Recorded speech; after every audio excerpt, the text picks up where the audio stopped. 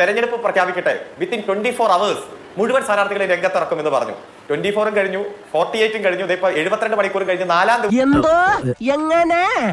മറുവശത്തൊരു leader ഉണ്ട്. ഇവിടെ ലീഡർമാരുടെ പടയാണ്, എല്ലാവർക്കും ആകണമെന്ന ആഗ്രഹമാണ്. അപ്പൊ ആളുകൾ ആ നിലയ്ക്ക് കൂടി വിലയിരുത്തില്ലേ?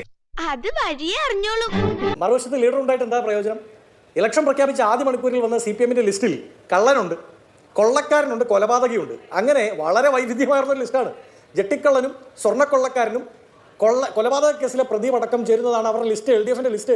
ആ ലിസ്റ്റുമായിട്ടാണ് ജനങ്ങളുടെ ഫ്രണ്ടിലേക്ക് പോകുന്നത്. ജനം ചൂലുകൊണ്ട് കൈകാര്യം ചെയ്തില്ലെങ്കിൽ അത്ഭുതം എന്നേ പറയാനുള്ളൂ. അപ്പോൾ ഒരു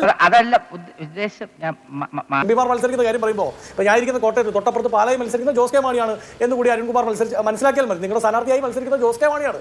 ജോസ് കെ മാണി ലോക്സഭയെ പൂർത്തിയാക്കുന്നതിന് മുമ്പ് രാജ്യസഭ പൂർത്തിയാക്കുന്നതിന് മുമ്പ് നിയമസഭ തോറ്റു കഴിയുമ്പോൾ വീണ്ടും രാജ്യസഭയിൽ നിന്ന് വീണ്ടും നിയമസഭ. ഈ മറ്റേ മോട്ടുമൊയിൽ വഴി കാണിക്കുക എന്ന് പറയുന്ന പോലെ പല വഴികളിലൂടെ സഞ്ചരിക്കുന്ന ആൾ നിങ്ങളുടെ മുന്നണിയുടെ ഒന്നാമത്തെ നേതാവാണ്. അപ്പോൾ അവിടെയാണ് കോൺഗ്രസിൽ എംപിമാർ മത്സരിക്കണ്ട എന്നൊരു തീരുമാനത്തിലേക്ക് ഹൈക്കമാൻഡ് എത്തുന്നത്. ഈശ്വര, ഇവിടെ ആരില്ലല്ലോ ഇതൊന്നും പറഞ്ഞു ചിരിക്കാനായിട്ട്.